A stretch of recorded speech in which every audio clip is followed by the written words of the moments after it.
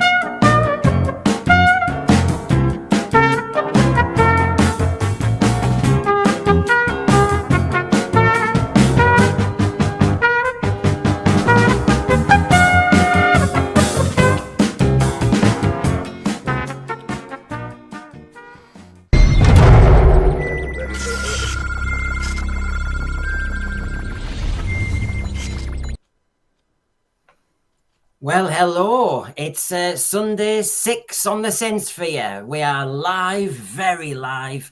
with a full diet of debate and nostalgia tonight, so you cannot afford to go anywhere. Forget the football. The channel that talks sense and makes sense. The Sunday Doctor Who show without compare. Well, there's me. So anyway, plus we have a big debate at 8 p.m. tonight. Oh, yes, it's a marathon tonight. Yes. People have always been saying they want more of this channel. So there we go. At 8 o'clock, we will continue this with a different panel. So yes, you better buckle in. Have your supper ready, the lot. So we have a big debate at 8 on who is to blame for the current malaise in Doctor Who. Is it the BBC, their neglect, etc.? You cannot afford to leave us. A full night, different panels, plenty of proper disagreement ahead. We may have interventions on the madness of Kin Russell, as you saw a bit earlier, and obviously the season 2 latest. So buckle in, and here we go. So hi, panel. Hello, everybody. Hello. Hey, good to see you. Yes, we're agreeing. That's not allowed. So we're going to go straight into it. Of course, the first element was the Doctor Who magazines. It's a classic nowadays. I tell you what. He's threatened us as RTD. He's explained that he's going to have a lorry load of lore that's about to be delivered in season 2. Sci-fi lore, new Time Lord facts, new things about Gallifrey. And I just thought, do you really want to go there? I actually thought we should have gone in the opposite direction and had less and just tell a story. Your thoughts? I'm up for storytelling. Are you up for Gallifreyan lore, Rachel? Not really. Maybe Timeless Children? No, I stay away from the Timeless Child. The I'd be up for undoing the Timeless Child. Yeah, me too.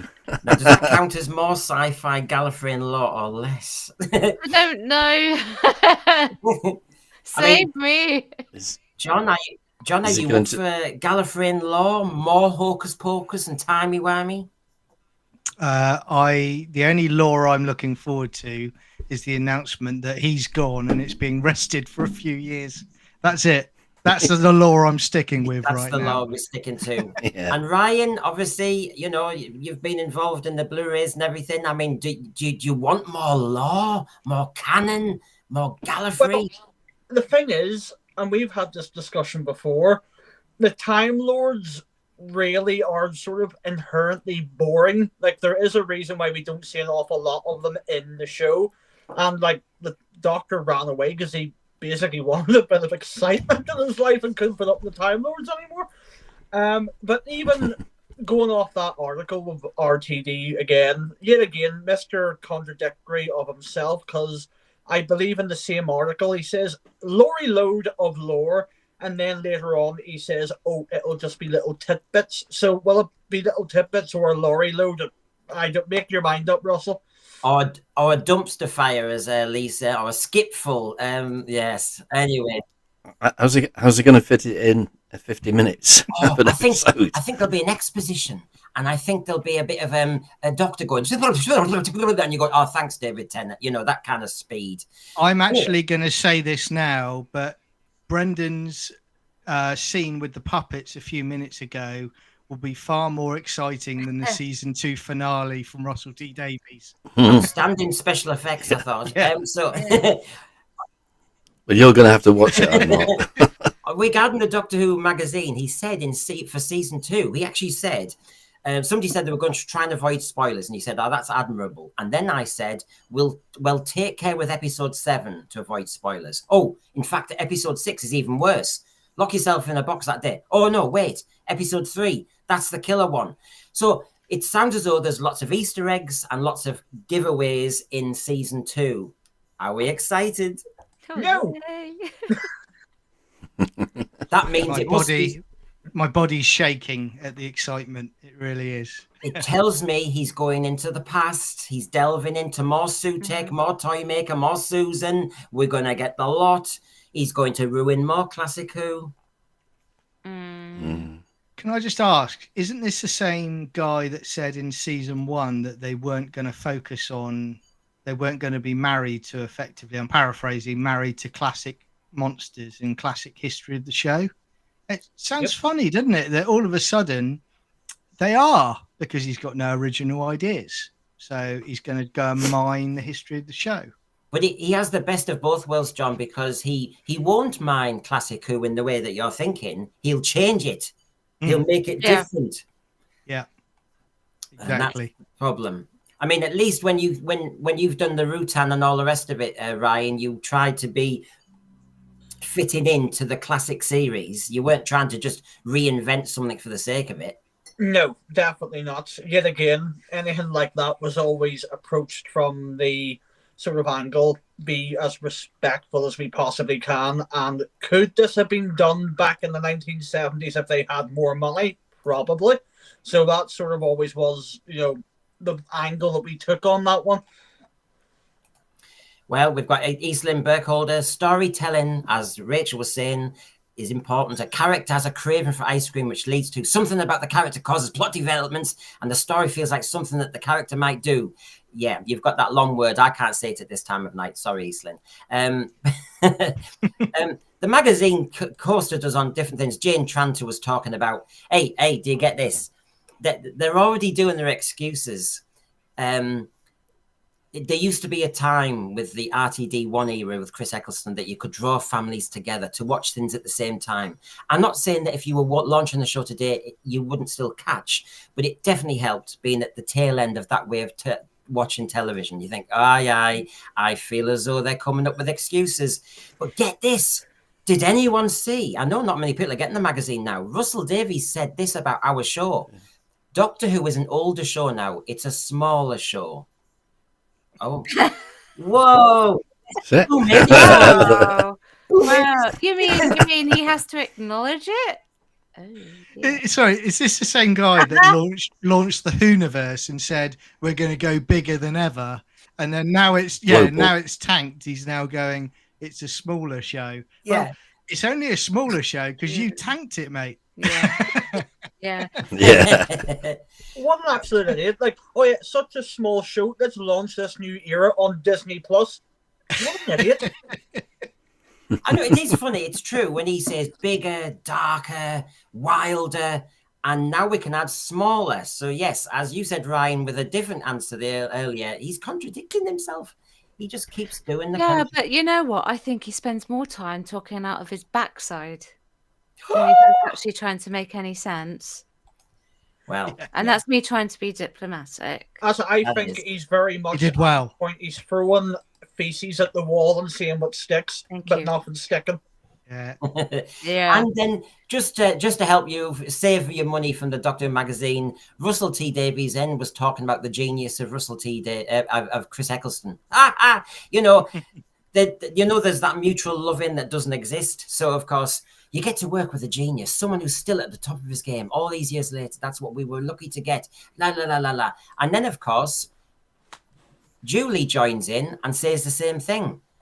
Getting Chris Eccleston changed everybody's mind. Do you know what? I almost feel as though they're desperately trying to mop up issues and be as diplomatic as Rachel. Yes, John? Can I just say it's quite ironic that she mentions about how silly Who had been where they were talking about Paul Daniels becoming the Doctor. I would argue that they've now brought us back to that scenario Yeah. where the quality of actor that will be linked to the show will be at that kind of level. That going level, forward. yeah, well, and exactly. So there you go. That was just our starter. But the big news this week for Doctor Who fans was it was on Doctor Who TV, and they'd done a Yougov survey of 4,000 odd people, and of course the conclusions are in. Why current Doctor Who is losing public favour. So if I just take you through some of the results so you can actually see them. First of all, 20 to 22% of the general public are apathetic to Doctor Who. So nearly a quarter of the population couldn't give a damn about our show. 26% of the general public have never, ever watched Doctor Who. Out of the 65 pluses, 34% prefer classic, only 4% Who. And then you switch that around to, for the 18 to 24s, 26% prefer New Who, 40% have never seen classic Who. So if you look at that, obviously you'd expect the 65 pluses and the 50 to 64s next to prefer classic because that was their era. But actually, I thought, didn't you, that RTD, was coming back to get those youngsters to feed this new generation, and he has all the answers, and that looks like a damp squib. Yeah, that Absolutely. Wow, wow. Quite disappointing, isn't it? And they've known this for a Very much while, so. haven't they? I mean, this has come out from a Yougov poll, but their internal metrics, they've known this for quite some time, you know. Yeah, and it's just like you said, what was it the spin he gave a while ago when the viewing figures for season 1 were tanking? And he said, oh, yeah, but it's doing very, very well in the age group that we were targeting. Well, clearly not. I read that article. That was from Doctor Who TV, right? Okay. Apparently, YouGov did this for fun. Ah, I swear that's what it said, unless I read it wrong. well, David Harding, Toronto, has RTD and the BBC killed off the viewers, referring to my thumbnail. Well, I've stopped watching and I'm not coming back without a hiatus. So he has peed off an awful lot of fans. That is very, very true. But I think the shocker is his kind of mastery of script writing and, you know, his award-winning skills. Where are they being applied with Doctor Who? Because you've got nearly a quarter of the population just have no interest in Doctor Who. Just he's not tapping into that type of audience that is there and will watch the Postman drama, will watch Wallace and Gromit. He's missing that. We did our show. I'm sure all of us streamers talked about the ratings on Christmas Day. And of course, one of the things we noticed is it's kind of a flatlining on BBC One. And then you had Wallace and Gromit. And then later on, you had Gavin and Stacey. The audience were there 15 minutes late after Joy to the World finished. And it bumped over 4 million.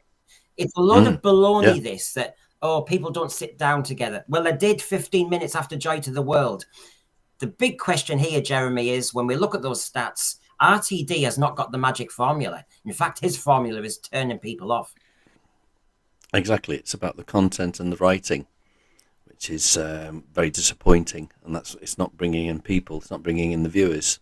I mean, And he's sorry, Jeremy. to bring back the magic. And it's all right, carry on. Yeah, no, I was just going to say, I can now understand why they're advertising a lot and doing the marketing in the US, because clearly from this, no one in the UK is watching it, so why market it?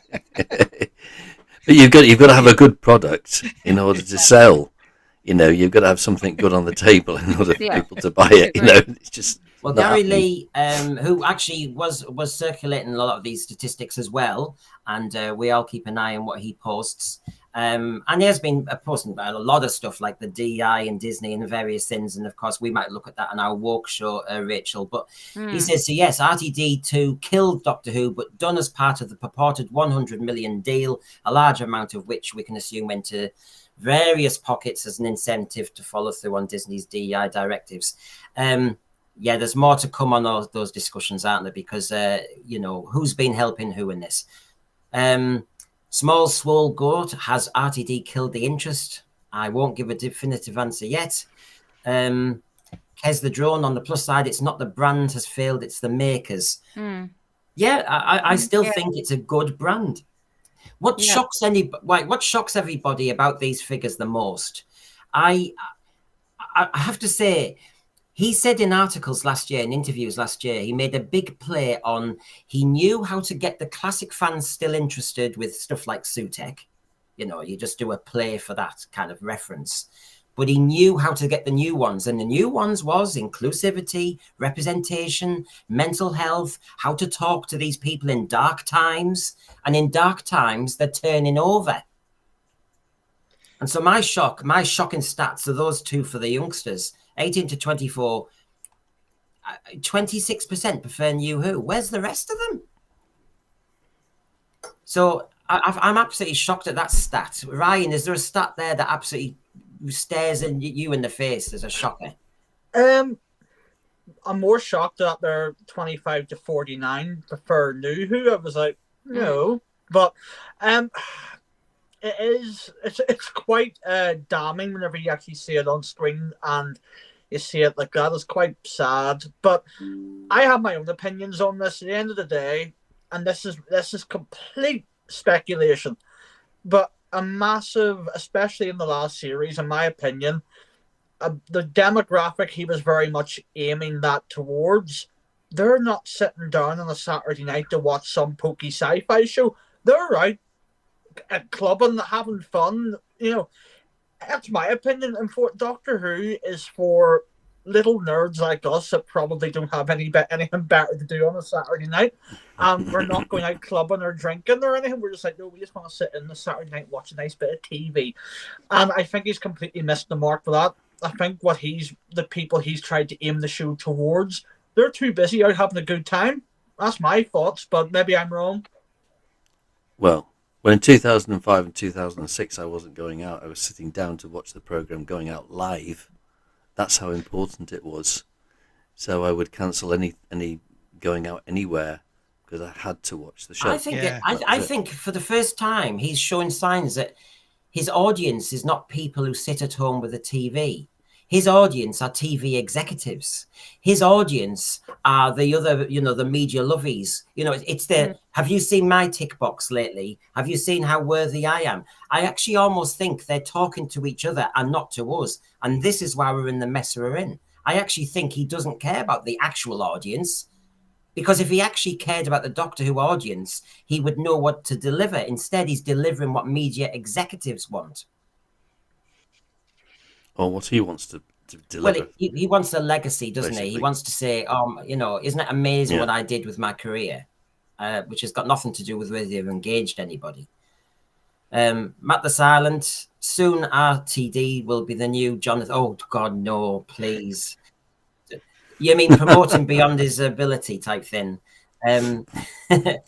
Duncan, the funky. I thought I was going to put the funky Phantom now. I remember that. Hang on. The 25 to 49 section doesn't mention that 47% prefer classic Who.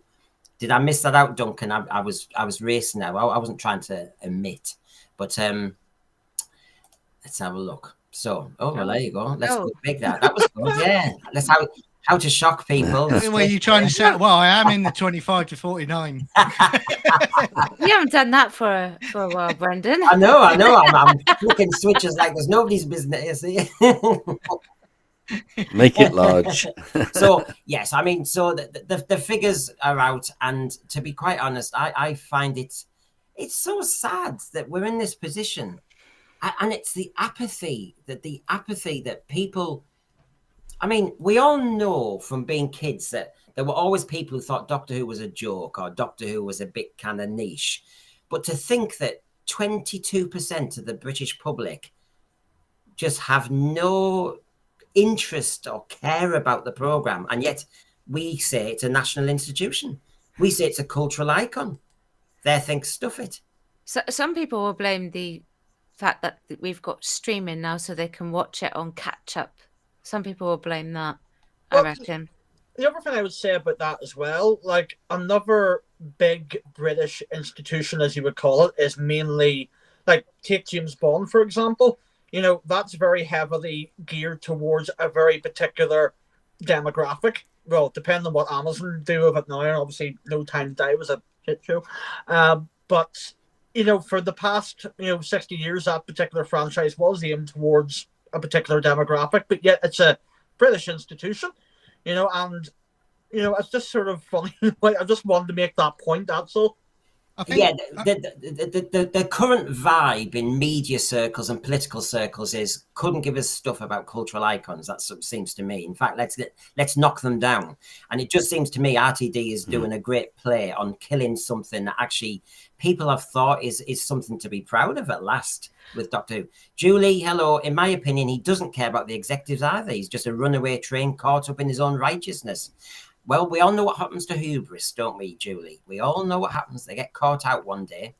Is that you? Yes, Rachel? Yeah, I was going to say, this is probably, with this series, the first time in the whole entire time, and it's inclusive of the Jodie Whittaker era as well, where I've not sat down to watch it at the time that it airs. I've gone now, just wait to watch it on catch-up. Yeah, that's the first time. I think you're not alone there, Rachel, with that. I think there's so many people that are in that mindset now. And I mean, even diehard Doctor Who fans. I mean, when you're talking about like cultural icons, you know, I know it's a different time, but I'm going to jump back to, you know, when the TV movie in '96 came out. You know, even though that was a one-off, that still got what 9 million viewers Yeah, it still did well. because it was a tradition. Doctor Who, and families were sitting down with their kids because they'd grown up sitting down and watching Doctor Who, and they know. My view with Doctor Who is before you get to the monsters or anything, the first couple of seconds you go into a Doctor Who episode, it has that feel of Doctor Who. Instantly, you think I'm watching Doctor Who. Whereas I think now they're changing it so much that essentially you look at it and you think this isn't Doctor Who at all. They've slapped the title on, but it's like night and day. And I think they've turned so many people off it now that you don't get that family, you know, people tuning in to go, oh, Doctor Who's back, I'm going to watch it. People are now, oh well, I can't be bothered now. Well, look at some of these. Look at some of these reactions to the actual YouGov survey. So we've got the panel, we've got the thread, and here's more. Interesting comments. Some I agree with, though I don't feel as strongly about them as some obviously do. For example, the sexualization of the Doctor and the comedy, which is often accompanied by comedy music, I don't particularly like. Though I don't think it totally changes the program. I don't feel any of this is wrong or that there was a wrong way to make Doctor Who. Because, of course, people have started discussing, therefore, what's wrong with Doctor Who. Something should always be the same formula. For me, certain components of the show's history have been tampered with. You were saying that, John. The worst things for me to have happened recently is Jodie's portrayal and the introduction of the Doctor's sexuality. Here, Chris Ridge, I wonder what the statistics would be if you replaced Doctor Who with TV in general. Most Gen Zers seem heavily into YouTubers I've never heard of, so maybe it's TV as a whole that's fading out and not just Doctor Who. I mean, it's hard to prove, but we all prove with the stuff with the Postman. We all say stuff about other stuff, don't we? Thoughts on that, those reactions? But also, I mean, they undermined the BBC One screening by having it on the iPlayer before. So you're spending a lot of money on a program, big program like this, and then you're taking away some of the audience at 8 o'clock in the morning. I think, Jeremy, sorry, you're right, absolutely right on that, and I think this flips back to when you go to season 1. They were incredibly arrogant, and they were, spouting all this cobblers, insulting fans. They were effectively pretty much on record as saying they wanted to crack America. So they ignored the UK predominantly for the USA, and it's all come back to bite them in the backside. And where it's caught them up this time is they filmed the 2 seasons together. So even if you do remounts and reshoots, you're not going to be able to get rid of the vast swath of rubbish that you've put in there that people didn't like in season 1. So that's why the one thing I found over this time period is the fact their attitude and what they're saying in public is very, very different to season 1. It's almost like they're tiptoeing along at the moment because they don't know how it's going to be, how the reaction is going to be from the audience. Whereas season 1, they were very cocky. And that is not here this time. And I think my view is still going to tank, but I think they're very, very worried behind the scenes. Well, I sense, and I'll show you some of the trailer stuff a little bit later on. But honestly, when you look at all the PR for season 2, they're laying it out with a trowel. I'm seeing too much. I mean, every time I go on Twitter or something, it's like, oh, there's a trailer with Lord Sugar. There's a trailer where he's spinning through space. I mean, is there anything left to watch? I just think this is called mad panic. It's like saying, just in case you don't like that trailer, here's this one. If you don't like this one, here's this one. And we've got another poster and another poster, and you just think, oh dear, this is worrying. But I haven't seen any posters, great big posters or small posters advertising hordes at all up here in the Northwest. I mean, there might be something in Manchester. I don't know, but I've not been to Manchester, so I can't say. I did a bit of my own vox pops just for a moment, and other panelists, and this is what they said just last night. For me, I prefer the classic. The classic version is able to dig into stories more deeply. The cliffhanger effect stretching over multiple days allows the audience to become really engaged in the story. And there is a charm and a style to that era of Doctor Who that the modern version simply lacks. The modern version is almost sterile by comparison. From a personal point of view, I would prefer New Who from 2005 to 2010, mainly because, again, it's slightly biased in that, subjective, but it's my era. It was the era I grew up with. It was the era that I thoroughly enjoyed, and it had, again, now have huge nostalgia for. But of course, I would say objectively, Classic Who would be objectively better. But for me, definitely New Who. Right, well, I like classic Doctor Who because that's one of the first episodes I saw was Spearhead from Space. And I think it appeals to me, all of the old Doctor Who episodes, that they appeal to me more. I'm more in tune with them, or they're more in tune with me, and rather than actual New Who. And I would say that most definitely the classic era is certainly my favourite. I do like some of the New Who series, but certainly not the last 7 years of it. Now, the next question I'm going to ask the thread, I'm going to ask the panel, and then we'll move on to our next item. Because if we're talking about whether Doctor Who's been killed off by, RTD, whether it's just general apathy out there, then I think if I asked everybody what is their favourite go-to Doctor Who story, we'll know whether you're Classic Who or New Who on where we are on the weather vane. So straight away, John, without even thinking, a top Doctor Who story, was it Classic or was it New Who? Classic. And it was Silurians for me. And the reason I love it is because you come away at that final clip of the story, and it's well written by the fact that you're trying to think, right, whose side are you on? Are you on the Briggs for blowing up the cave, or you're on the Doctor's side where they should be allowed to exist? But they don't tell you either way. They just let you go away and think about that for yourself. Yeah, and it's just a wonderful story. And what about you, Ryan? I'll just go with the one that I seem to keep revisiting more than any other is going to be Remembrance of the Daleks, which isn't probably surprising to most of the thread. Well, especially with how you've helped update it. But so Classic Who again, Rachel? Enlightenment.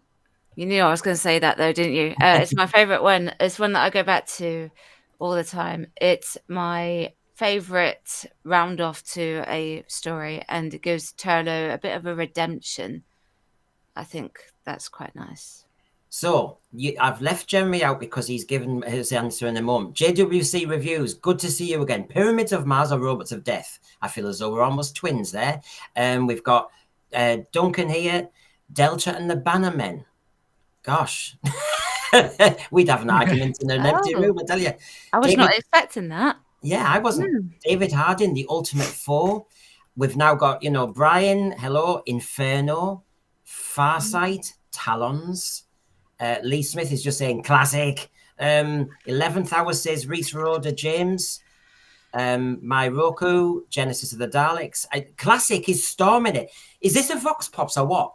Does RTD need to realise if we keep listing all these old classics as the top go-to stories, then there's an issue. Now, Matt does say, my favourite story was The Stolen Earth and Journey's End, so we've got one there for New Who, although I did like Stolen Earth. I do like that one as well. Yeah. So, yes, but it's interesting. I know we've got a certain age group and clientele, but, that's it.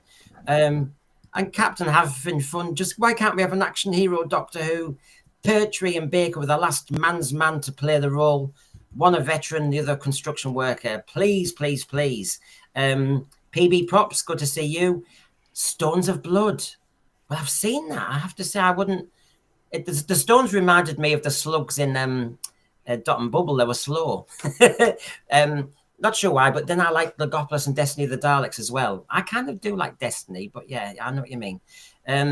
So let's just see before we wrap up. Garbage is saying remembrance, like you, Ryan. I just remember exactly where I was watching that. Sean, Dalek Invasion of Earth. Gosh, Sean, you're a youngster as well. Dalek Invasion of Earth. Another one for Pyramids of Mars. I thought, actually, when I saw you typing that, Rachel, I thought you'd said Space Babies, and I thought No, never. No. oh my God. I You're must, tipping me off right now. yeah, I must get her on more. There's so much potential to. So, yes, and the War Games from Kez the Drone. I mean, yes, the War Games. I'm going to be cheeky, Kez. It's the colorized version that's edited that you love the best, isn't it? And Duckula, Horror Fan Rock. Do you like the updated version with our friend here and his little friend? Do you call the Rutan a name? Yeah, he's just called Ruben. As I don't own him, unfortunately. I do have a piece of him, but I don't own him. Chris owns him. You've dissected him. At the end, whenever he gets blew up at the end, and he's like on the side, and all his innards are hanging out. I've got a piece of his innards. But unfortunately, I don't own the actual prop yet. He's got a tentacle. Oh, I do have a tentacle somewhere. I still have all the I still have the molds and everything because we made the molds and everything for him. So let's see what the answers were here. You have to get your tentacles out. Pertwee, the Inferno episode, I'm very fond of parallel worlds, the consequences of a negative decision being made. There seem to be high stakes involved, and then him being able to undo that particular trajectory on his version of Earth. That kind of story is very engaging for me. I would say when Doctor Who is scary, and typically as an example of what's scariness, because there's different ways of being scary, typically when Doctor Who has used real life things and made a twist on them, for example, statues, shop window dummies, water, essential daily basic things that we interact with, children's cartoons that we'll probably see in the new season. Doctor Who was a constant habit of taking mundane, everyday things. The best example I can give of very good Doctor Who, it probably would actually be Spearhead from Space or Talons of Wing Chiang. I think right away you've got the formula there of an invasion and a new Doctor, and in Spearhead from Space, and trying to sort out very good monsters from outer space, which of course are the Autons. And the way that it's directed, the style and the content is very, very enjoyable, not just for a Doctor Who fan, but in fact for all the viewers that are actually watching and tuning in at that particular time. Okay, we'll look at that later. So basically, let's take a look at our next cab on the rank then, of course. So our great showrunner extraordinaire has, he went on Instagram and he was in denial mode again. And this time he was saying 2 weeks ago, wop wop, looking good in that TARDIS, says Jane Tranter.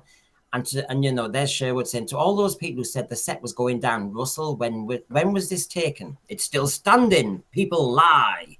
And of course, you just think, we were all discussing the trailer, and the trailer definitely used a drape. So please tell me in which universe a studio like Bad Wolf, if the set is standing, wouldn't actually video Varada Sethu and Ncuti Gatwa in the actual expensive set instead of a photograph on a drape. Yeah, of course they would. I think this image looks photoshopped. We've seen that before, haven't we? Yeah, There's something wrong with the perception. he protests too much, I think, this chap. Yeah. Doesn't he look tired? Very tired. About some Chinese whispers there, John. Yeah. I think they've taken this. I'm not entirely convinced they've taken it down, but we'll see. Well, what they should do is show a picture of the set complete with the latest dates of a newspaper to prove it. To Well, actually Farsight prove it. here, RTD has always used old photos of himself. Well, I'd like to use old photos of me. I look younger, but would help. Yes, I'm sorry, but it was too obvious that it was a drape, and there's no. They would have known because it was such a flat background. To start a trailer with that drape instead of actually just having them walk in the set, that would have been a bit more interesting. Paul Mabley here. They may not have been in the studio, could be phoned in from the USA. It's just that if you've got an expensive set, why the hell don't you use it? Honestly, it doesn't make any sense. So I'm just calling that one out, RTD. But of course, it brings to mind the PR. And the PR has been so enjoyable. I don't know about you lot, but I mean, when you see our great doctor, I mean, what the hell is he wearing? What century is he in? He actually looks like an Auton in that pose, to be Thanks. honest with you. Thanks, John. Yeah. Yes, he actually We'll he be does look talking- real. Is that the waxwork? Because look at his It is, face. it is Oh, character thanks, options or Brendan. something, isn't it? Yeah. Maybe he's acting. And he's Don't make just it waiting- worse. I think he's. I think that's called acting, and he's waiting for them just to put a tear on him. Honestly. So anyway, there you go. He's up on the with Ed Sheeran and Penn and Teller. Oh God, He's not happy. He's been told to wear trousers, so he's got an unhappy look on his face. Now it was on this show that he said the policeman's box. Oh yeah. I know. I've never heard any actor, even those who don't understand sci-fi, who've ever said the phrase policeman's box. Number one, it sounds a bit I think he's something. I think he's thinking about something else. he's just come out of a nightclub and his mind's on. I just think, how far do you not know what the hell you're talking about? And He's not done the research, because if you'd done the research, you would know that it's a police box, a police telephone box. But Jeremy, blah, isn't blah. this fun though? We're in 2025. We're all about inclusivity, darling, and representation of the black soul. I need to show representation of black people and all the rest of it. And he's all over it like a rash.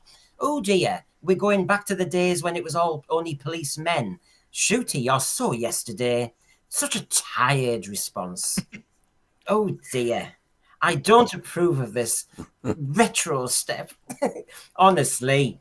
What I mean, Rachel, I know you were being diplomatic the other day. You thought he might be tired from jet lag or something. Yes, I was trying to be diplomatic, but he could have still said it's known as a TARDIS.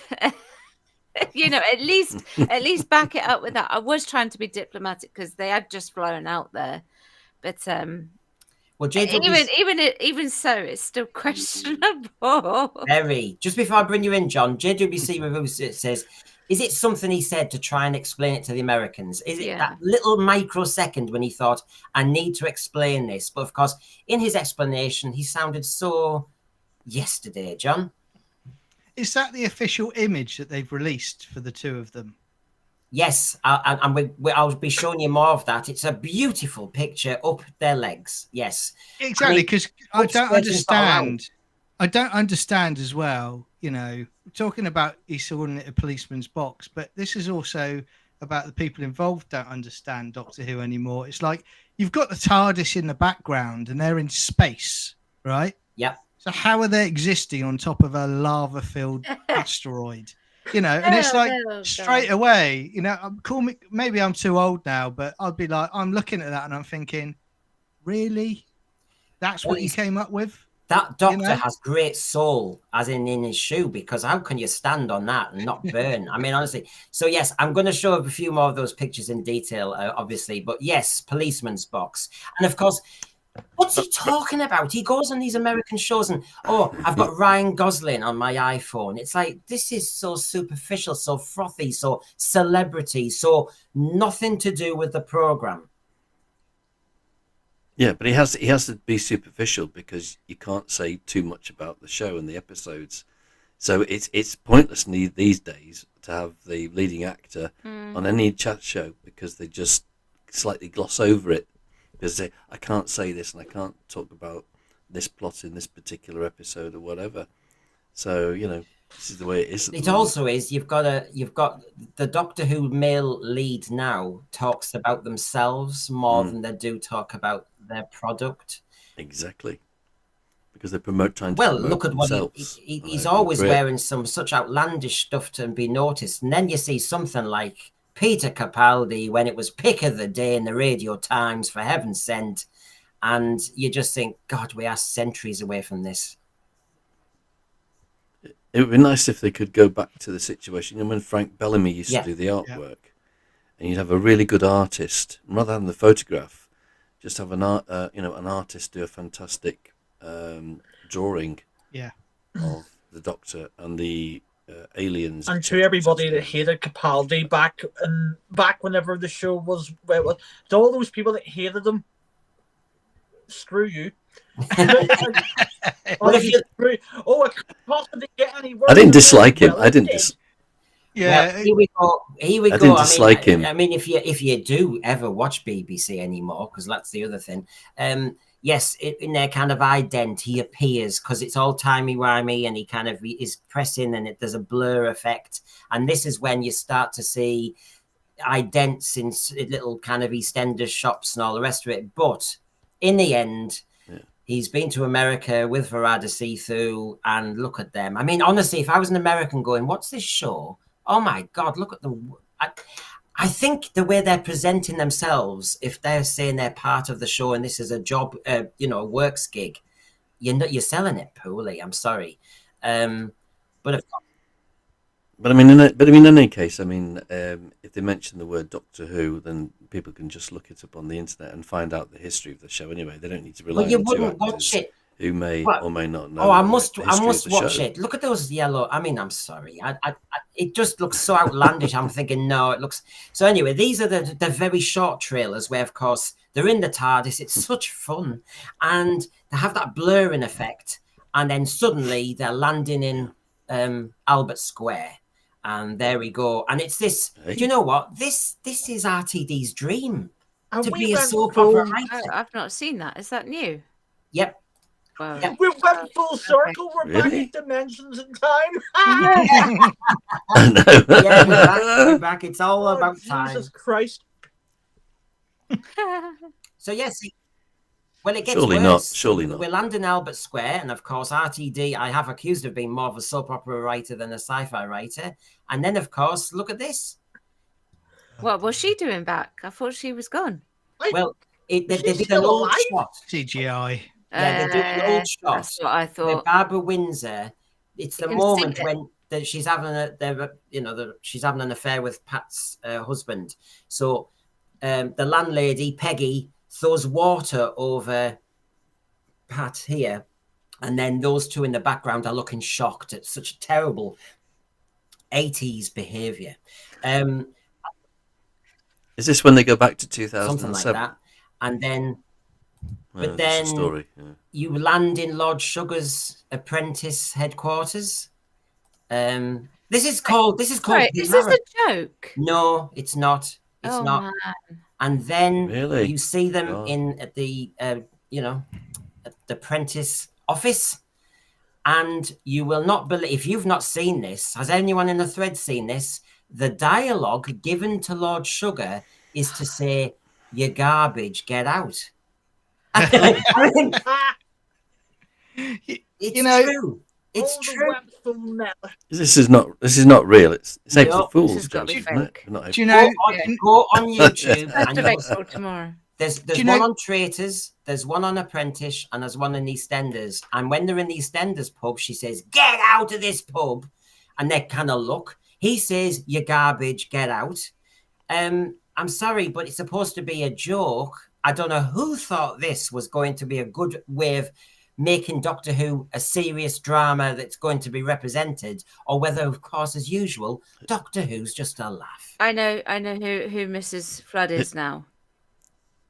It's Angie. Who wrote the Angie story? What? Angie's back. Angie's back, yeah. Do you know what? I'm going to quote my friend Ian David Diaz now and basically say what he says. Doctor Who needs to grow up. And he's right, because they keep doing this absolute rubbish And they did it, didn't they do it last year with Match of the Day? And it was just as cringy, where he sat in the studio with like a hologram Gary Lineker or something like that. Yeah. And it's like, you know, this is not a way to get viewers to watch your shows, but in their bubble, they think that this is like, you know, hit the mother load. They think this is going to get you 50 million viewers when it's not. It's just awful. Well, and also it advertises EastEnders. Yeah. The bargain. Well, of course, the other thing is that they're trying to get the under 35s, as our survey said. So the under 35s watch EastEnders, do they? I mean, I don't. But if you're watching this, people are tuning in and say, "What is this?" Yeah, but do the under 35s watch What The am I watching? Apprentice? No. I mean, Is it still going, No, The it's still Apprentice? going. Because I don't know. Yeah. No, well, otherwise we're killing the brand Doctor Who by showing old program. No, these are all on, and so this is the cutting edge PR from the BBC. Actually, This has got to be a joke. no, I could have clipped out, if I had the time today, a small trailer where Lord Sugar says to Doctor Who, "You're garbage," because we could play that to death. And we will. And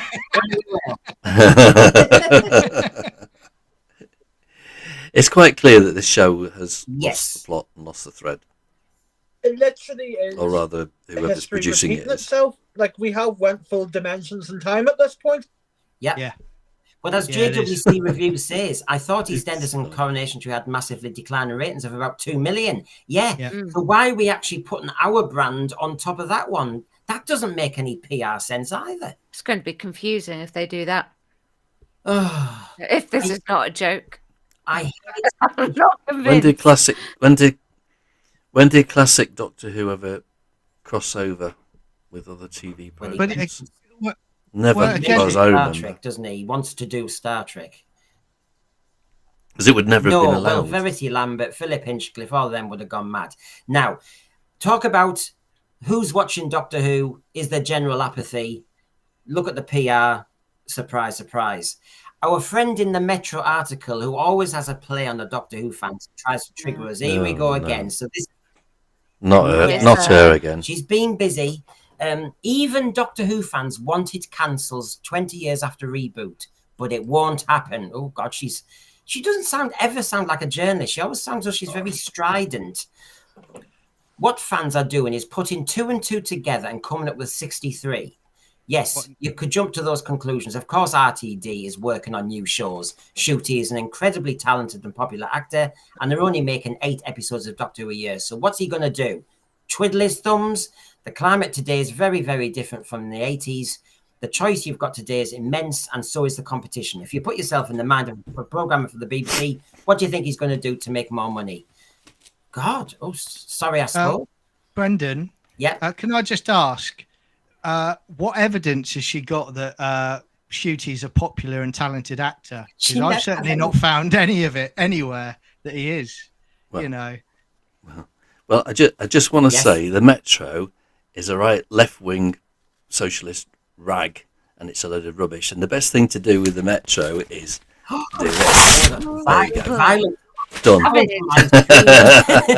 Oh, you saw it here live. It's a free rag, but I wouldn't even put my Clip fish and that, chips in people. it. Clip that. Yeah, the thing is, I'd love to have seen Germany do that. You remember you see them programs and they did it with the yellow pages. Yeah.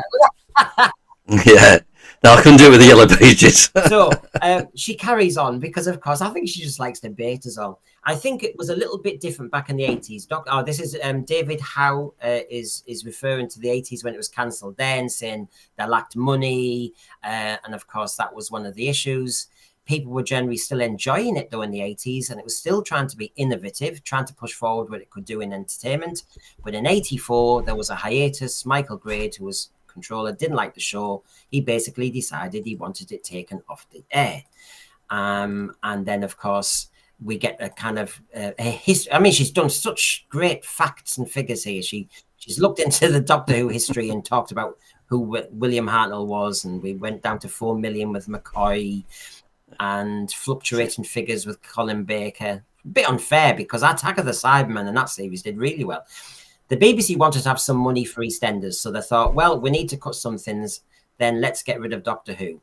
And then they did a kind of retreat and said, we haven't cancelled it, we've just rested it. And so, and good old David Howe has explained all this to our great writer. But we come to the kind of the nub of the thing. And then when they eventually announced in 2004 that it was coming back under RTD, everybody was just ecstatic. When it did appear, there was this amazing up-to-date effect, money and budget. It was just everything I mean, look, you can overplay this. It was successful in 2005, but, you still had that very plastic-looking bin in Rose. The Slovene, not the best effect in the world. Good prosthetics, but not a good effect. That Ragnarok, what's the one with the Channel 500? That strange medium. Oh, the Jaguar-Fist. That was a terrible effect. I mean, there was some bad effects. But of course, as Doctor Who fans, we don't want effects necessarily, but I think they're overplaying their hand a little bit.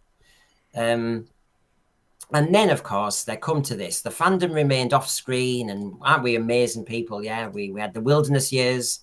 And then, of course, they talked about the great success of the 10.8 million for Rose. And the BBC has since recently, as we know, had to put a firm denial about cancellation. David Howe says, I don't know where all these rumours about it being cancelled are coming from, because the BBC hasn't said that. Disney hasn't said that. Yeah, it's called Nobody Saying a Word. And I've got that twice. I apologise. But there has been an increasingly vocal contingent of fans who are not only worried that Doctor Who will be axed, but they're even calling for it. Rachel, out of order. Jeremy, out of order. John, out of order. Ryan, out of order. She's having a go at you lot. Sorry, I'm just saying. I'm just reporting facts. Don't shoot the messenger. Well, the best thing for the Metro is for cleaning windows. That's about what it's fit for, really. But this doesn't surprise me from this particular news reporter. It's a woke, politically correct, left-wing newspaper, and it's not even worth reading. You couldn't even really. I wouldn't even class it as a newspaper, just as a. Well, yeah, exactly. What gets me, Jeremy, is she? We all know this. I mean, Doctor Who fans know her because she writes so many articles about Doctor Who. What sort of job does she have that she's got nothing else to write about? And her editor says, "Do you want to do another one on Doctor Who?" But she has probably never watched all the episodes and never absorbed it all. You know what I mean? And it'd be interesting to have her on a program actually, and to say, how many episodes have you actually watched? And do you really understand the show? And I don't know where she does. She's going to sound like some of our new season 2 writers who say, "Oh yeah, New Who's amazing, and he's a refugee," and that type. I think also this is another classic example, and it's the same in the US as well, where you've got these magazines and newspapers. They're dying because people see them now as purely being activists. Yeah. You know, they don't get a balanced article from them anymore, regardless of it, because they still want to have their golden ticket into the connections within the production teams. So that's why people more and more are moving on to listening to people on YouTube, because people on YouTube give a balanced view of it. You know, like you guys. You know, if it's a good episode of Doctor Who, you'll call it a good episode of Doctor Who. If it's a bad episode of Doctor Who, you'll call it a bad episode of Doctor Who. That's not activism as such. That is just basically saying what you like. And but the Metro. Sorry. I was just going to say, where she's saying about there's a vocal activists online. They're not activists.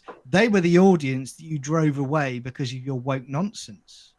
So maybe if you actually started respecting them a bit more and actually doing traditional Doctor Who, then you might actually get people enjoying the show. That's a crazy idea, isn't it? I mean, like with the BBC News and Metro, that's anti-Trump, anti-Brexit, anti this, anti that, etc., etc. And you've only got to see this particular news article on Doctor Who, and you just know where this newspaper is coming from. I think this is the problem. She's trying to laud it from on high, saying there's vocal fans, and they don't get it. And do you know what? It's hard to believe. No, we do. we do get it. But that's the Doctor point. Who fans actually do want it cancelled. Can you believe this? But the thing is, she's playing into that tribal thing, the toxic argument that, as we've just been saying here, that we as Doctor Who fans know you can watch a season of Doctor Who, classic Who as well, and you go, oh, that story wasn't as good as that one. You know, you just watch the season. And you're aware of it, and you don't have to have an argument about it. You just know, you know, for Rachel like an enlightenment, I might hate Terminus, you know, that kind of thing. But we like the season overall. That kind, you know, that's how we thought. I would like the Metro cancelled because it's I think you an might insult. get your wish. It's an insult to newspapers. You Quite see, frankly, the tribal element of fandom is the problem, because now you get some fans, some of these newer fans, who seem to say, you cannot criticize Dot and Bubble because don't you get the race message? I'm thinking, yes, I get the race message, but it's a rubbish story. Can't you see that there's no story there to enjoy? I see the worthy message, but who blooming cares? I mean, It's not Brendan, a story. you're right. I mean, when you go back to season one, Ncuti's season one, I hate calling it season one, but when you go back to his first season, right, you take the woke stuff out of it. It's not the, you know, if you take the woke stuff to the side, it, for me, the main problem I had with that is the monsters, the baddies. There They're wasn't awful. Exactly. Yeah. It's you know, you get a giant dog. They build a giant dog sat on top of a police box as being the big bad for the season. We joked and laughed about that until the cows had come home. But then you have, you know, cosplaying aliens. You have the snot monster, and I've forgotten the others. You know, and again, this is what kids and families want. You know, even if you're wanting to do a woke show of Doctor Who that the general public don't want, at least put monsters in it. This You is know, what- give scares. John, this is what we want. That. Yeah. Yeah. This is what we want. Why? but EastEnders and The Apprentice or whatever, that's not going to give the kids scares, is it? No, apart from Alan Pat Sugar. Butcher would. Get out of my pub. hey, this is what- Oh, they'd play over Bab's voice, wouldn't they? Oh, that would be AI. no, it's a clip from It's an actual, that era. it's the actual clip from that era. It's a episode. clip, Okay. and they've been Right. placed in. Yeah, Okay, I thought they were going to do something weird with Barbara Windsor's voice or something. I don't know. no, it's she's. You see, Barbara Windsor. Okay. So when Davies returned as showrunner, she tells us, because she's been swatting up.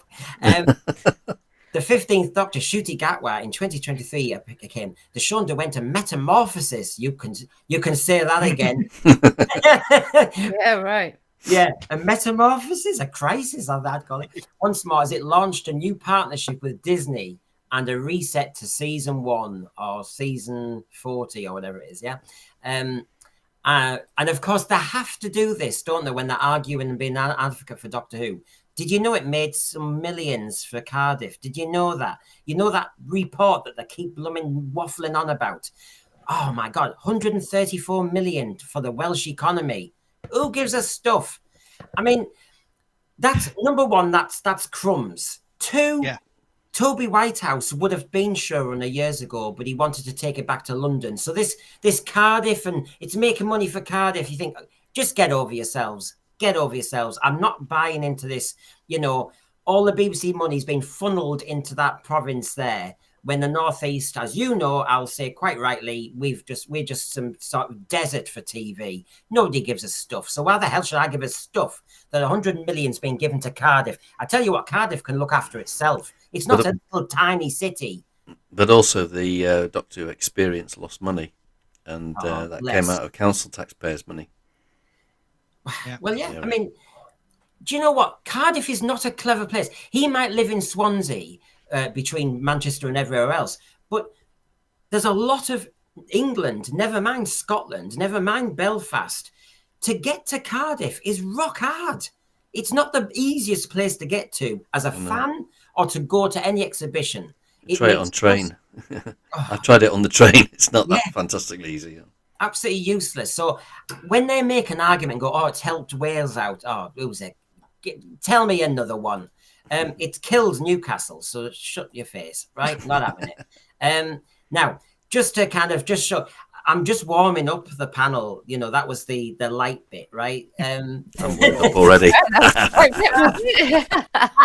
So Cheers.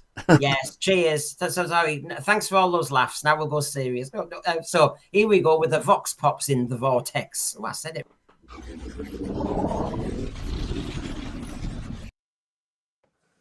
Right, so what am I going to challenge the panel with this time? Right, well, I'm going to throw this one at them. Dot and Bubble, that's always a good one to go for. This fan says, I think Dot and Bubble is fun, but it doesn't really feel like a great exploration of racism. Yeah, in that it just kind of feels like it's made for white people to pick up on racism they wouldn't have initially noticed otherwise, and not much beyond that. Acting is great, though. I mean, I think it was a waste of a story. I think it was, if you think Ncuti's a good actor, I think it was a waste of Ncuti. I think it was a waste of the prosthetics with them slugs. I can't look back on Dot and Bubble going, I must watch it, Rachel. No, nor can I. No. But do you need unconscious bias training, Rachel? And maybe I can watch it. Maybe I do. I don't know. Depends what my comment Well, section says well, sometimes. But if you don't think you need it, that means you do. That's the way this world goes now. Oh, for goodness sake. Really? No, it's not a good story. It's a terrible story. Sorry, denial. but it is. You get the. I'm not in denial. What are you talking about? You need to get better slugs, right? Yeah. Okay, and get them tractators back. Yeah. The tractators. Yeah, so you need to get better slugs or a better alien, and you just need to get better writing. Just better story. If you want to do a story about racism, fine, you can go down that route, but just don't make it so blatantly obvious. You know what? How many stories on TV at the moment are about races or racism? Does Doctor Who have to fly into it as well? It's like, is that the only diet we've got now? I mean, has something really gone? I mean, I have to say, there's a boredom threshold. You're going to have to make it interesting and clever, and this wasn't clever. No. And may I say, just to kind of just remind the great showrunner that this is Doctor Who, and I would never be scared of a slug that goes 1 mile an hour. No. I'm more scared of Daleks on 3 casters. I'm more scared of that. You see, this is why I'm an advocate for better slugs. I mean, I remember. Just throw some slug pellets at them. I remember. There. Sorry, Ryan. I'll just say this dead fast. Remember the first Sontarans with Kevin Lindsay? He was so agile and nimble and fast, and that's what scared me. It was how nimble this kind of Humpty Dumpty was. Sorry, Ryan. I was just going to say, like, it's, this came out in 2024, but yet something from Doctor Who back in 1988 explored those themes far, far, far better. Yeah. Remembrance of the Daleks explores all of those themes far better than what this does. Yep. Mm. And Ryan, you're absolutely right. And I've said it before as well, and Brendan's right about there's so many shows now where they bring up racism, and it's this big thing. And it's like, well, I go back to Quantum Leap in 89, and they did a whole episode about, segregation in the 50s. And it was brilliantly done. The writing was fantastic. It was well acted. And it didn't take you out of the story because the story was superb. Now, all it says to me is these writers aren't worth anything to the previous writers that have come before them. That's where the difference is. And my personal opinion is you hear a lot more about there's good writers out there that aren't actually being allowed to work because they don't have the same ideological view as the producers. So my view has always been the way you get good stories, the way you get good scripts is the fact that you have differences and you have a debate behind the scenes, and that clash creates good stories and ideas. Trouble is you're getting it from one side only. Yeah, the trouble is you're not allowed to question. I mean, Sonny here, it's terrible. Sonny joined my panel and he hadn't seen any season 1, and I said, well, before you come on my panel, will you watch one of the season 1 episodes? And I thought of which one, And I said, dot and bubble. I said, because it's trying to do a few things. And RTD does say, doesn't he, everybody? He said in interviews that last scene is amazing for Ncuti. So I said, go and watch that, because I thought I was being fair. No. And as Sonny says, when Ricky September is your best character, it's over. Yeah. Yeah. Yeah. I mean, Sorry, I have opinions on that. You know, having watched Ncuti do the importance of being earnest versus that speech. Yeah, no. Yep. No, it was just no. I won't go into it on here, but okay. You carry on, Brendan. Okay, the next Vox Pops here is Ncuti himself. There you go. I'm thinking this shot, says Owen, will be the Doctor seeing their future or something. This is from another trailer. And it'll absolutely leave him breathless because it ends in absolute terror. I mean, I'll go to Rachel first. Rachel, look at her acting. Sorry, I was just trying to reread it, and then I just get. Yeah, I can't judge much from that. It's not telling me much behind the eyes. Looks like he's been given a suppository by the looks of it, to be honest with you. I think he's seen that he's not in season 3. Yeah, I'm not getting terror, but you know, it's really difficult to tell just from that photograph alone because we don't know what happens next. Yeah, well, in the trailer, to be fair there. In the trailer, this is the one where it's an interesting one where we go through, you know, the metallic city. We fly here, we fly there, and they've got it all going in the same direction. So it's quite a nice fluent effect. And then it ends with him almost hitting the camera, and he goes, "Whoa!" like this. And so it's kind of it looks like it's a dramatic realization that everything that's happened in the season has come to this. So that's what it looks like. Okay. Well, I mean, yeah, I'm not getting that, but it's just a photograph, so I would have to rewatch the trailer and then watch the story. Rachel, you're going to be busy. There are so many trailers out there. I just gave up watching them. That's the sad thing. I gave up watching them. Well, what about this one? Well, at least he's not crying. Give him time. He will cry. Give him time. Here we go. You see the fan theories. The Doctor, wait, her name is Mrs. Flood, and where do you floods come from? The rain. And of course, are we still buying into this? Is it too obvious? Mrs. Flood and the Rani and rain and everything, and it's going to be that. It's way too obvious. But he does infantilize the audience. He does think we're all thick. Yeah, but then this could be just him trying to get classic viewers in. But, I mean, is the Rani popular enough to do that? Could it be a double bluff? Two Doctors reference. The double bluff? It could be a double bluff. That we think it's too obvious, therefore it is. Because I don't think he's spending that much time thinking about this, really. I really don't. You see, Jamie's got it right. Floods of tears. That's what's going to happen. She's going to fall about crying. Is that my Jamie? Jamie's in floods of tears downstairs. I'll have to end the YouTube.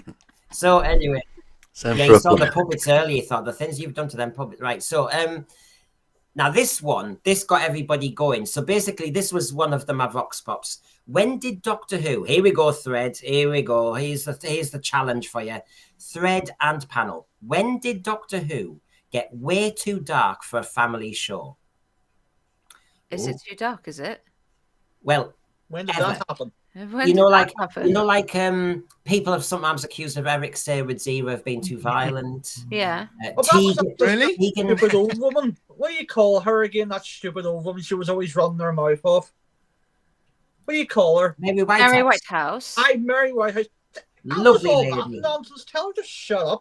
But no, the one that I think everyone always comes back to is in Attack of the Cybermen whenever Lytton's getting his hands crushed by the Cybermen. But no, I was more conflicted in Attack of the Cybermen. It wasn't the blood. It was just that I thought, oh my god, the cyber control. I was so desperate to see the cyber controller, and he had a belly, and I thought, oh my god.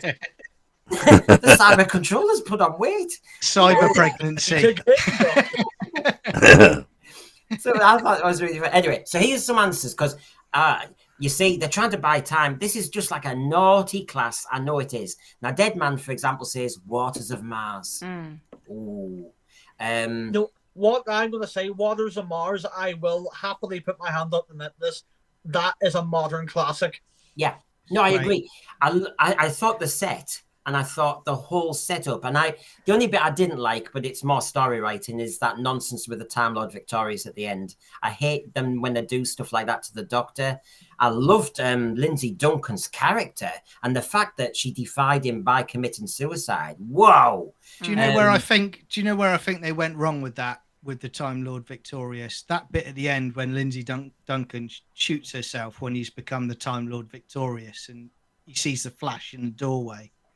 They should have done it that it was the Time Lords that had done all of that, so they were resetting time, and then the Doctor suddenly realizes they're back and he's in trouble, and you see the fear in his face.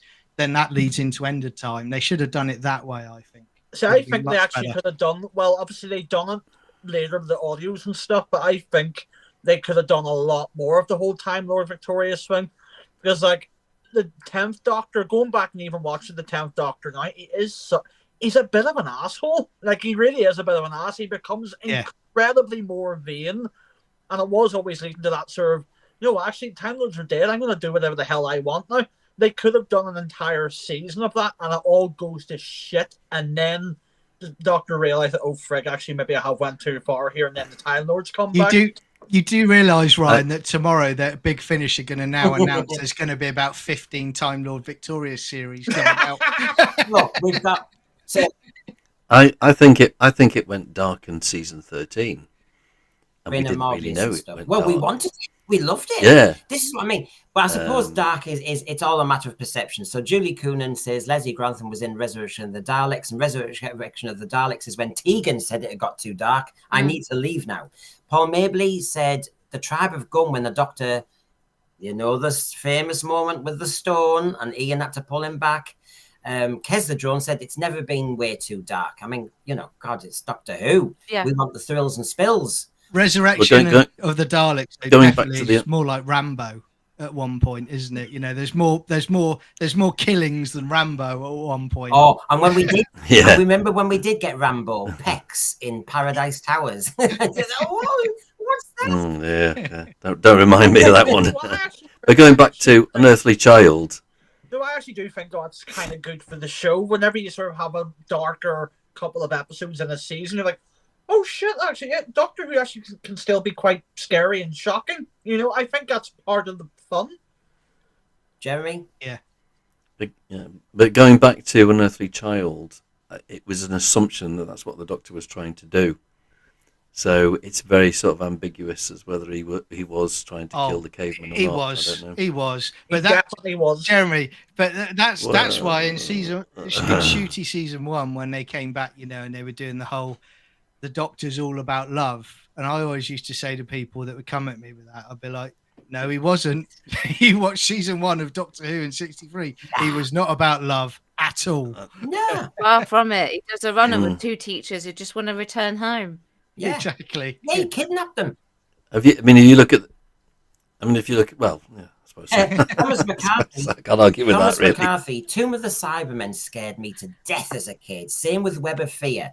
Loved Planet of the Daleks. Well, Thomas, if you watch me, I go on about Planet of the Daleks slightly a lot. If I'd been younger, it would have frightened me. Well, it was when you go to the lower level. And the corridor on the lower level, I know that it's the same set. It's a bit darker and a little Dalek at the end. And will the door shut in time? It's all I need. It's all I need.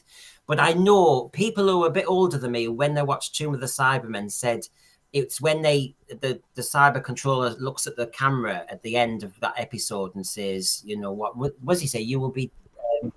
will become like us. Yeah.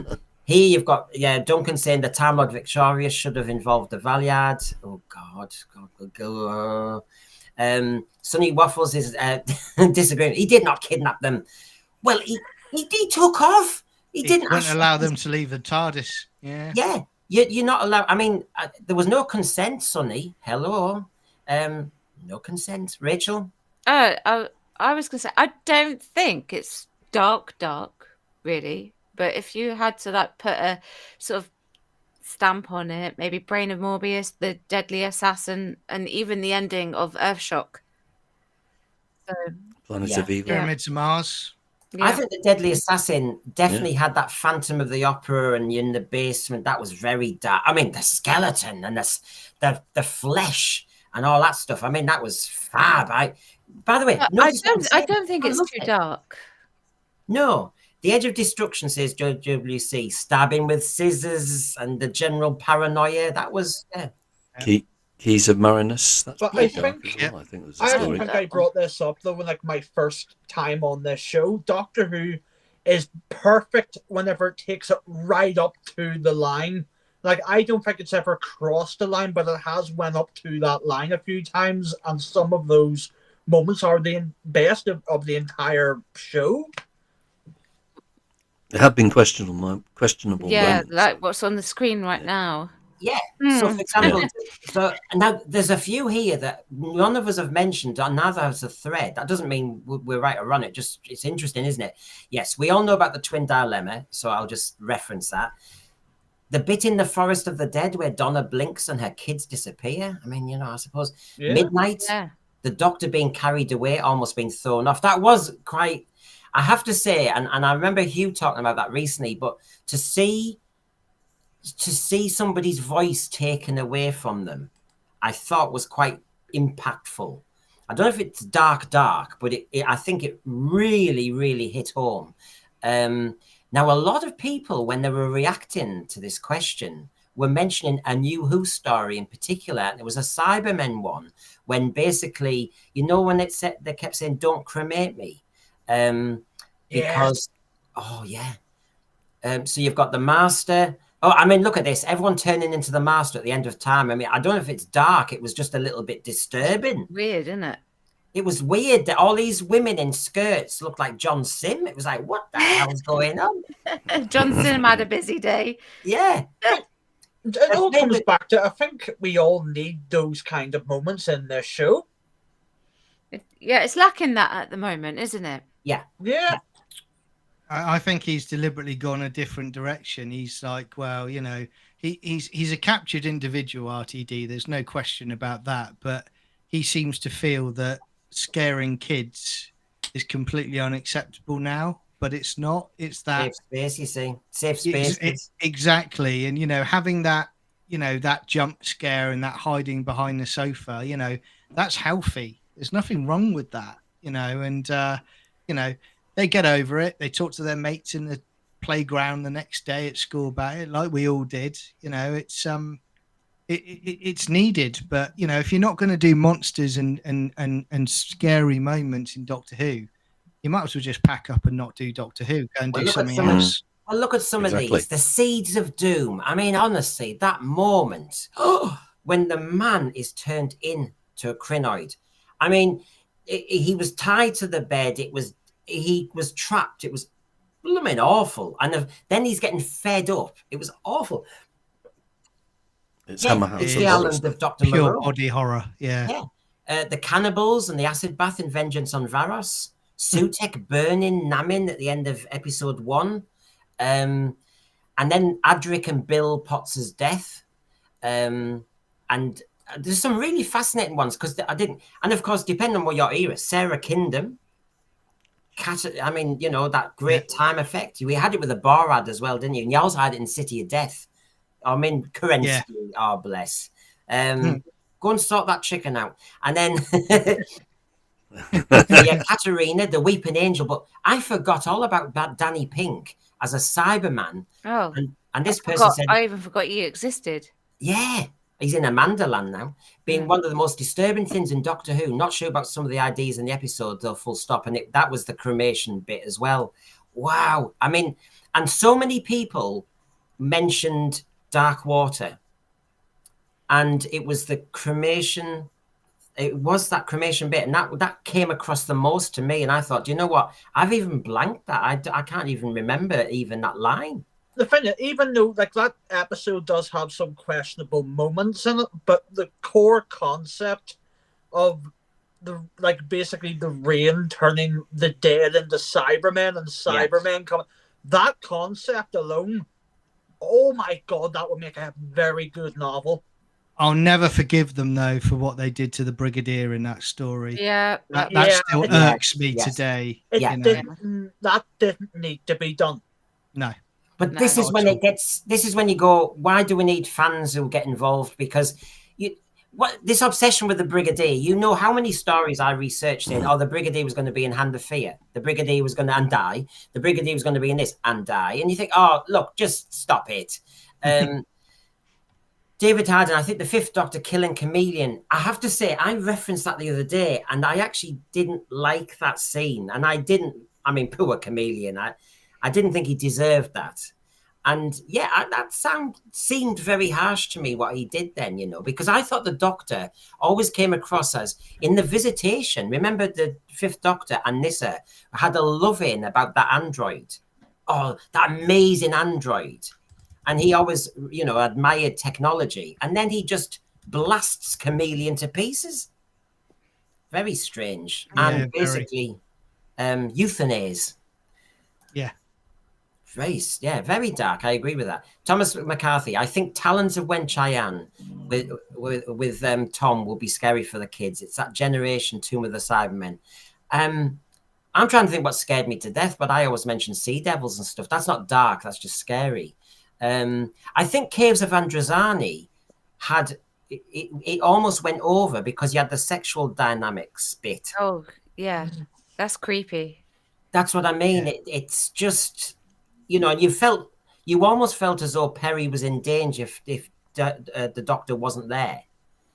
That was a little bit, whoa. I loved it. I loved it. It was Doctor Who right on the edge, but Yeah. The ambassadors were quite scary as well. Yeah, they were. yes, the faceless. Oh yes. All the axons actually used to creep me out whenever I was a kid. Yeah, because I thought I couldn't fill a lycra suit like that. I was shocked. I thought, oh god. Thanks for that image, Brendan. Thank you.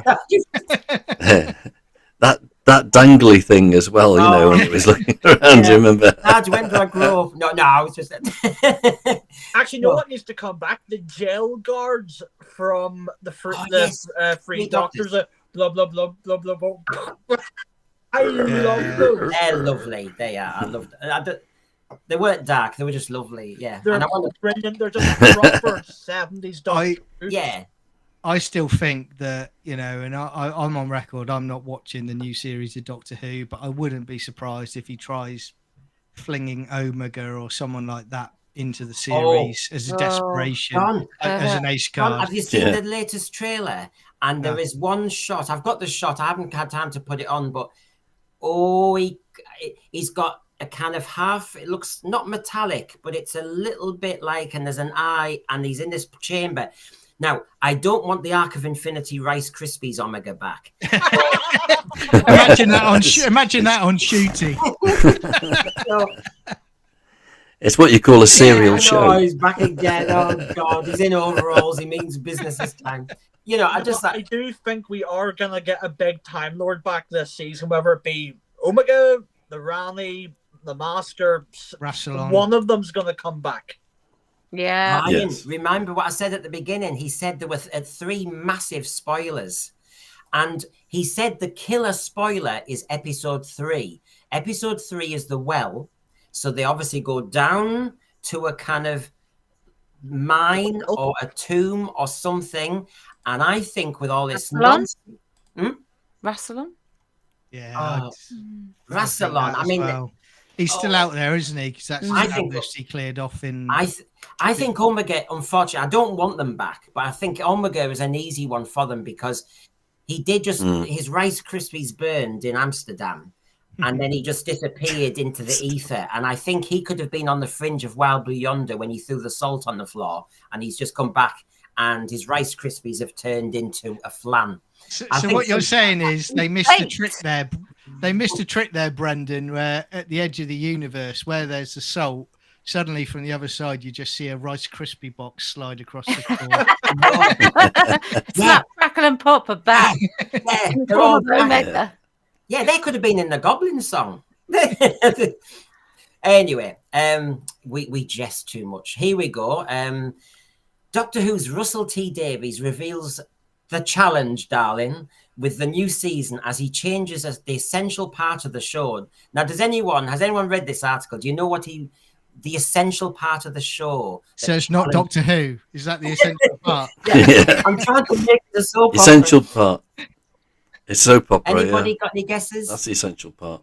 An essential part of the show that challenged RTD? Coming up with new ideas. Yeah. How to write a good season finale. Male representation. Well, That's here we not go. allowed. This is it. I'll show you. I'll put you out of your misery. Banned.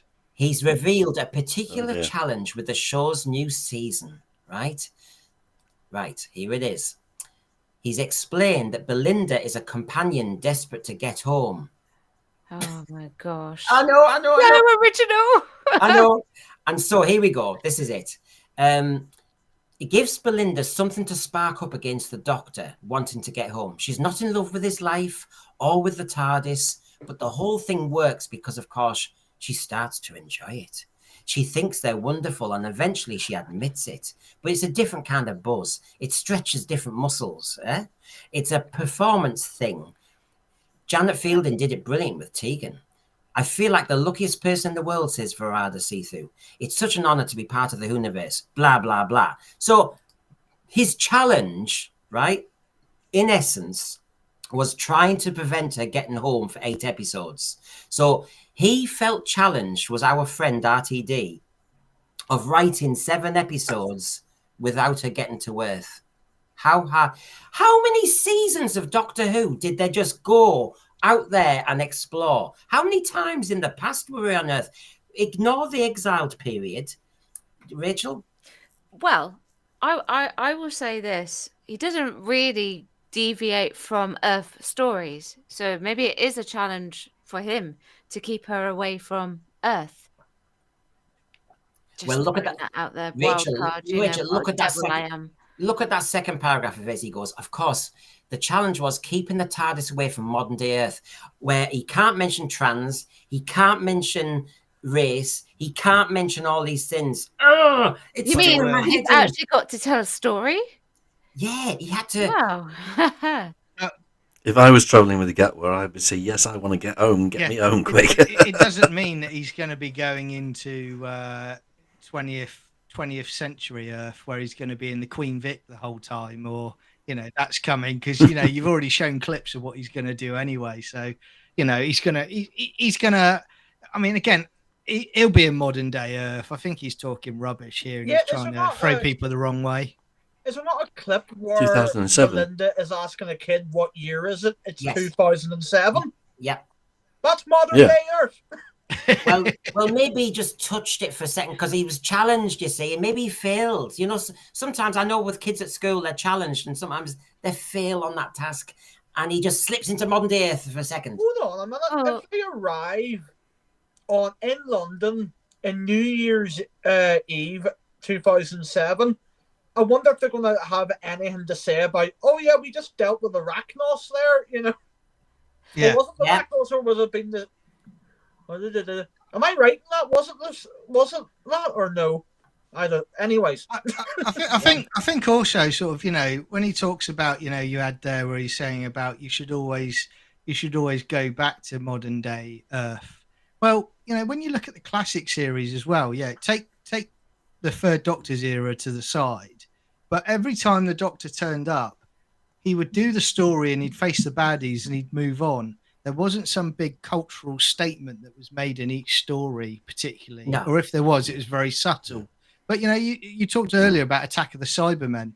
They just turn up, they deal with the Cybermen, they move on. Now it would be, we talk about Cybermen, they're non-binary. Everybody, let's talk about why they hate people. Oh, well, and go down a route like that. Well, it would have also been Thames Water privatisation, the sewers. Yeah. They've gone on about it. It's just got that kind of heavy-handed, boring version. When, as a kid, I mean, when you were a kid, did you say to your mum and dad, "Can I watch Newsnight?" I mean, honestly, you wanted to be escapist. You wanted to get off all this boring politics, which you heard your mum and dad talk about bills and stuff. Why the hell does RTD? And I remember there was an interview RTD gave last year, and he said, the doctor has freedom. The doctor doesn't have bills. The doctor doesn't have taxes. And I thought, I have never, ever bothered thinking about that aspect of the doctor's lifestyle, that he doesn't have bills and he doesn't have a mortgage. Yeah, I know he's got a blooming TARDIS. Get him in it and get him over there. Yeah. It's fascinating how he seems to be so wanting to talk about the dark times on modern Earth. Anyway, Well, maybe he sees the 2007 as the new historical way of educating, you know? yes. The show, one of the show's originals, like premise, you know, history, educate the children about 2007. I mean, count ourselves, lucky that he doesn't actually have a time machine himself, because goodness knows what he'd do with it. This Yes, guy. he'd go back to 63. Yes. He'd go back to 63, and a bit like in City of Death, he daubed, his name on the Mona Lisas. This time he'd say, I wrote the script for Doctor Who. Now, the big debates in fandom, we've got a massive debate with a different panel at 8 p.m. tonight. So I will finish before then.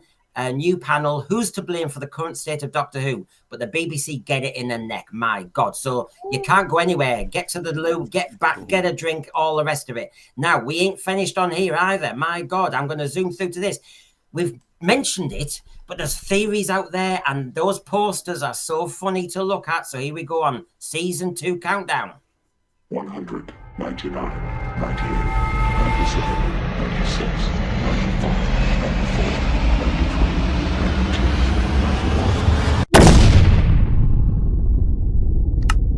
91.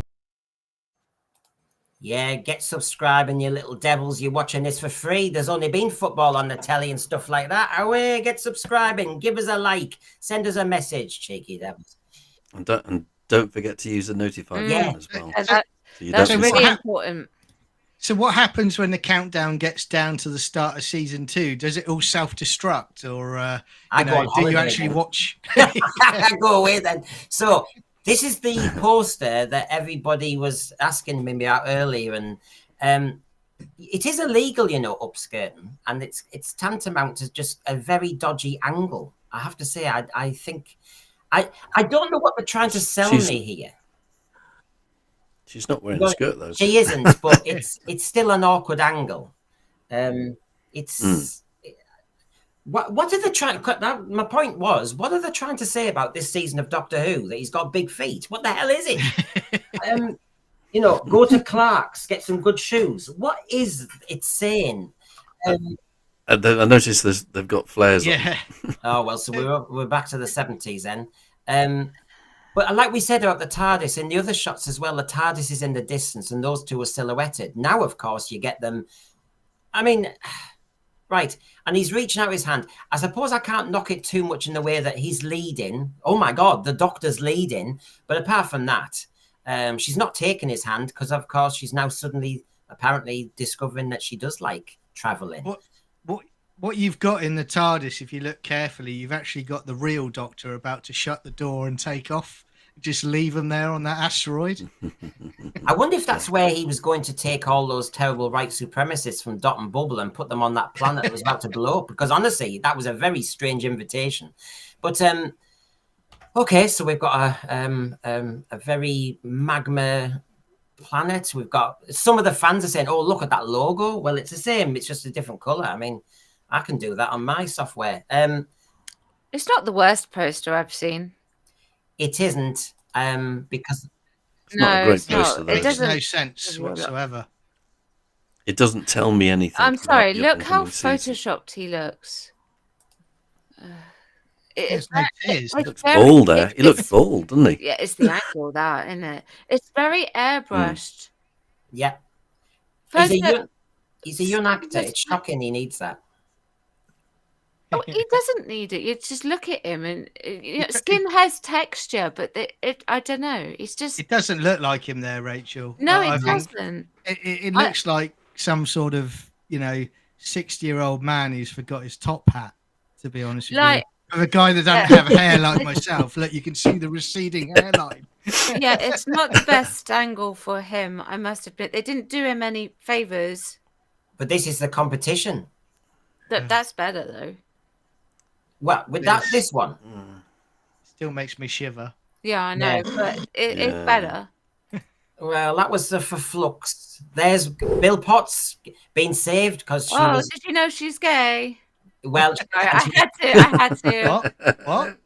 Say that. Yeah, she You was see? on this homophobic planet and they grabbed her just at the last minute. Of course, she's got a rainbow top on. Was there something about Doctor Who at this point where, like Geordie, the rainbow stripe? And I never associate that with Bill Potts, though. I mean, the rainbow top. I didn't think about that. Now that was a good trailer when it came out. Oh, for season 5. That's a good poster. Yeah. I actually disagree. I actually remember seeing that trailer and I thought it looked incredibly cheap. Oh, really? Did you watch the 3D version? What, the 3D version? There was a 3D version that came out at the time as well, and it was really good.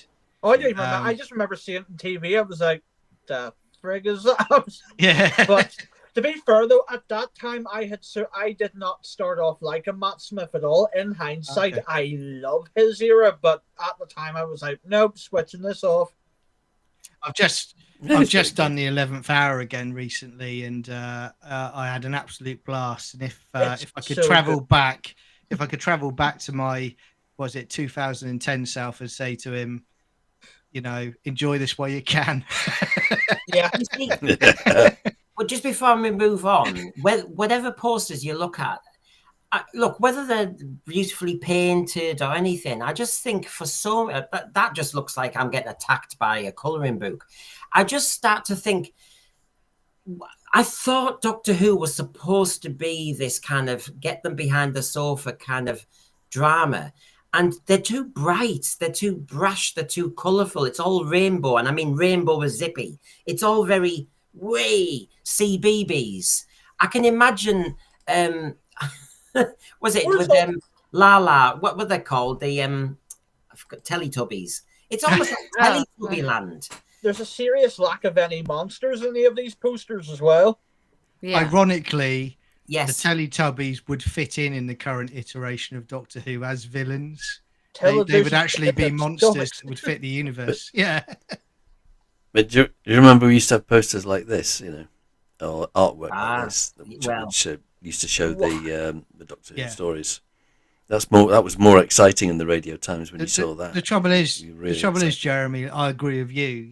I wish we would still have that, but they don't now because it's quicker for them to do the photo, the Adobe Photoshop route, isn't it? When that stuff that was done in the Radio Times back in the day, it was just wonderful, wasn't it? Got you excited for the episode before it even turned up. Julie Coonan's interesting here.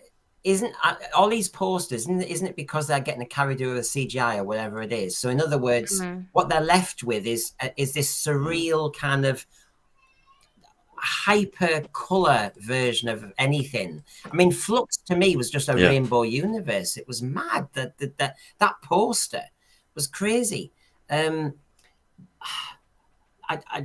Anyway, the theories. Some are in the magazine. Some people are saying, so for example, the first one, the Robot Revolution, it's all about AI and AI getting things wrong. Oh, isn't it funny? Oh, he's doing sci-fi now, folks. RTD. He's doing irony.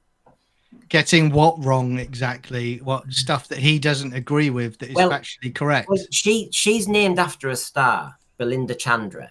Yeah. So I've got the star certificate from the magazine. So there's our clue. So a star is named Belinda Chandra, and the robots have a planet, and she's a princess. So they kidnap her and take her to the planet because they've confused her name with the star. And is the planet going to be a supernova? And then it'll be that woman from Joy to the World. Be a reunion. No. And Kylie Minogue, the one from Voyage of the Damned, they'll all be these stars in a row. Astrid Beth. Because there's too many of them. Now, The Well, look at this one. This is Jamie Harbinger. Mad Theory Time, episode 3, The Well. I think it's going to be a crossover episode sequel between past and recent. The Waters of Mars and Wild Blue Yonder. What? No, I mean, all I would say to this chap, fair play to him for being excited, But I remember in season 1 when we, Brendan, we talked about our theories for it, and it turned out to be a giant dog on top of a police box. Yeah. So it just lower your expectations, because in your head it could be wonderful. Chances are it's just going to be a giant dog. Because on top John, of a police as you're box. right, I predicted Sutek, but I didn't predict. You didn't did did. the transformation, did you? No, I didn't see that coming at all. No. Anyway, there's a little promo for episode 2. But anyway, RTD is not far away from my thinking. Here we go. RTD says the TARDIS interior set is still up. Now, we've done that one, right? But on the right, RTD has hope that the Interstellar Song Contest will impress Disney bean counters because Eurovision is a big deal in Disney Plus territories. I hope so, but Eurovision and Doctor Who are on separate streaming services. What? Is it? Eurovision? Really? I don't think so. Target audience? I certainly would say that announced yesterday with the federal government investigating Disney's DEI and woke policies, that that's not going to help Disney at all, Russell T Davies. So well played there. You've just talked yourself out of getting commissioned for another series. Well, yeah, I mean, this leads into my last item a bit later with Ollie Alexander, but you just think, no, the Interstellar Song Contest is just something. Every time I have an American on, they're going, what is it? So if we're going global, you've just done something that a lot of, a continent over there doesn't even understand. What is this Eurovision nonsense? And there's a lot of countries who can receive the Eurovision Song Contest who cancel it because they don't like the half-naked routines or whatever, or they don't like the overt kind of stonewall in the various acts. So honestly, I don't quite understand who he's aiming at. But of course, we started this show about the general apathy out there, and he keeps saying he knows where the audience are.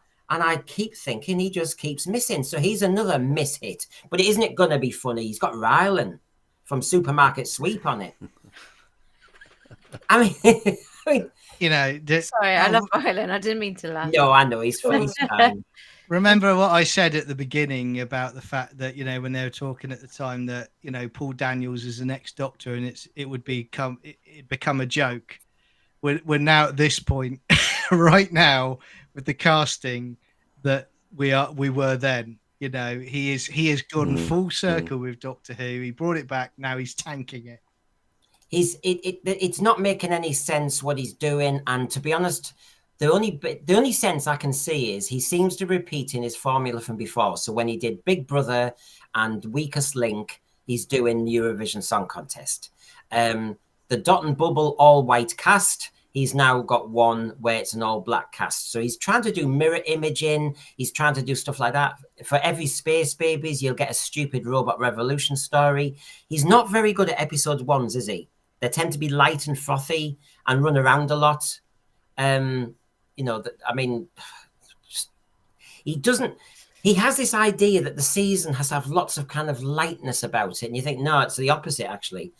But Betty, I thoroughly expect Ncuti's Doctor to be revealed not to have enough regenerative energy to regenerate. He'll die. I agree.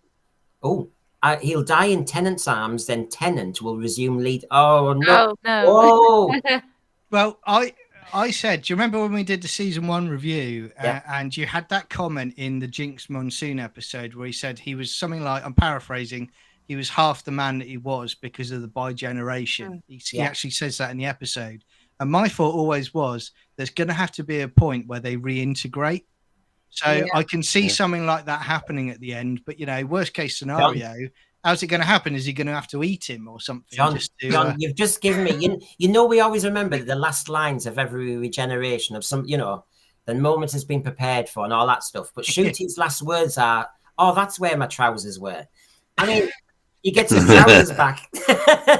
And then goes back in through the pee-pee. Yeah, exactly. Yeah. It could be a skit on one of the titles from Wallace and Gromit, the Ron Trousers. Hey, these aren't mine.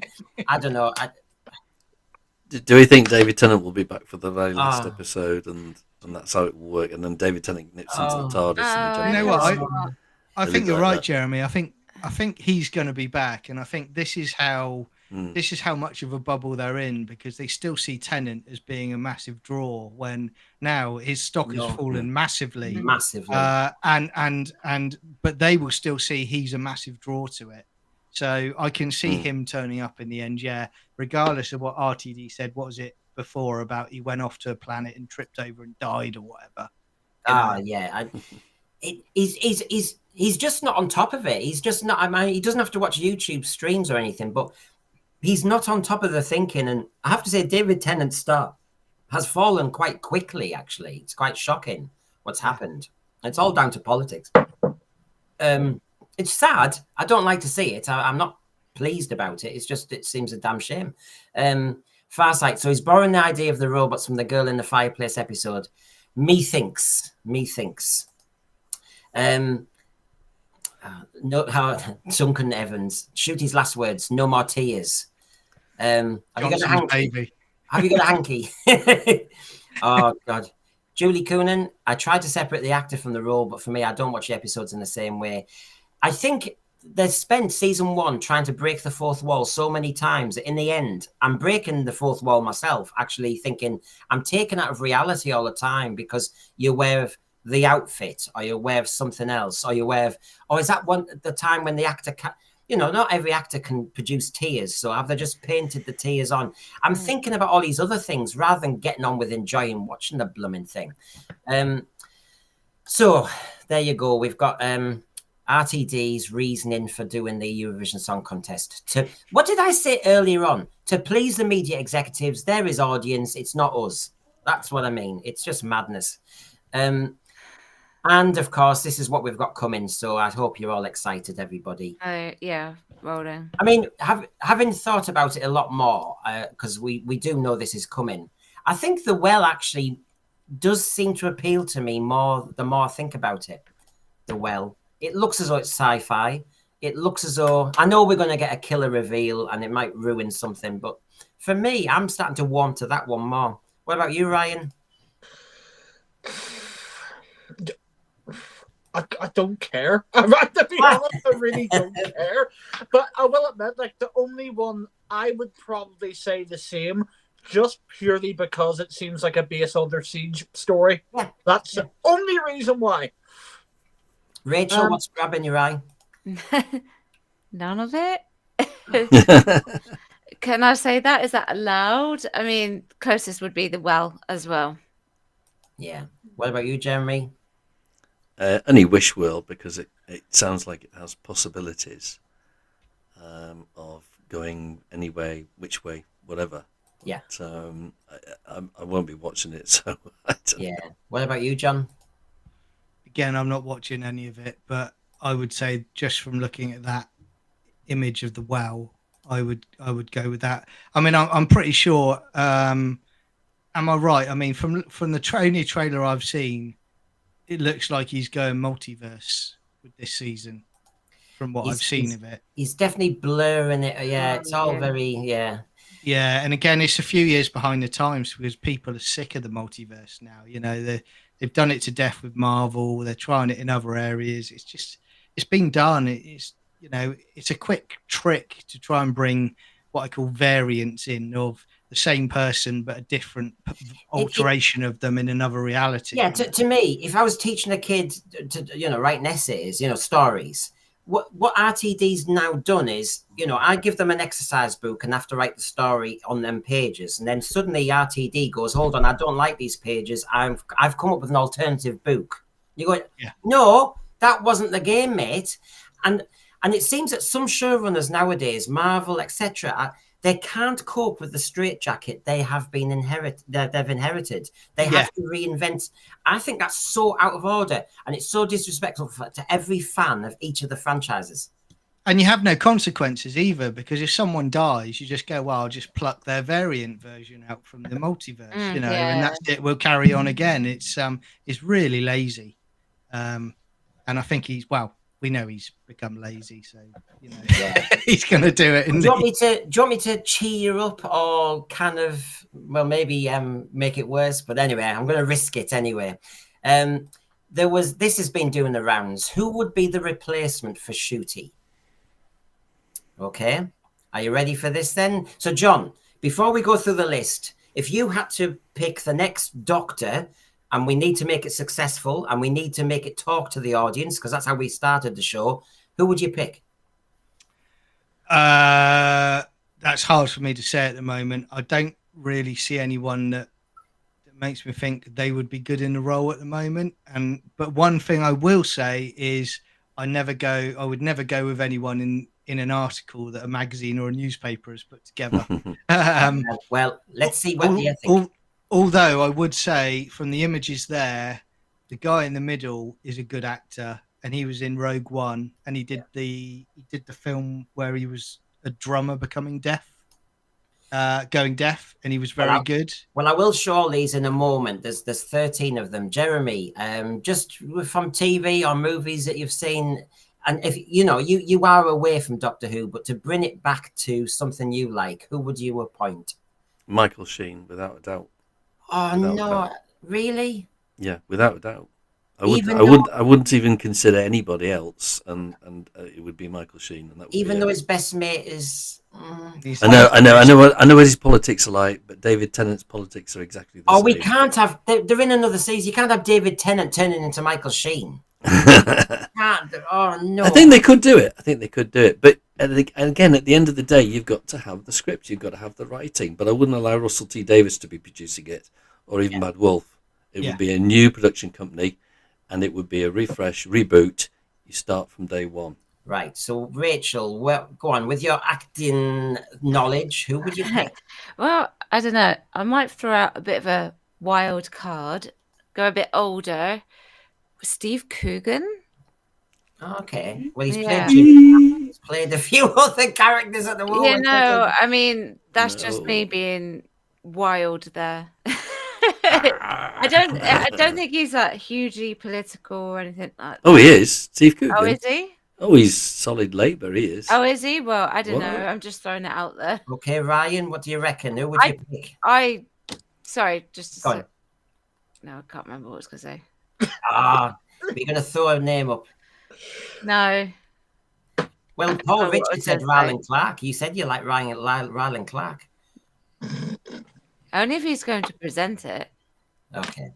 So, Ryan, who would you pick then if you had to? I'm not allowed to put myself in for it, am I? Or no? Oh, yes. No, probably somebody older. To be fair, I really don't know, but I would like to see an older, more authoritarian.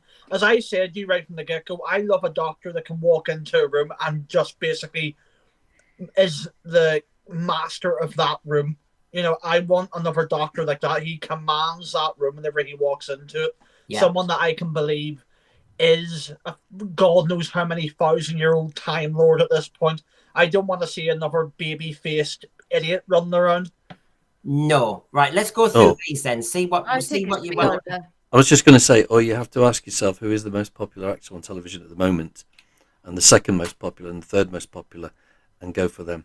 The thing is, how many, especially the way the show is now, how many are going to actually want it?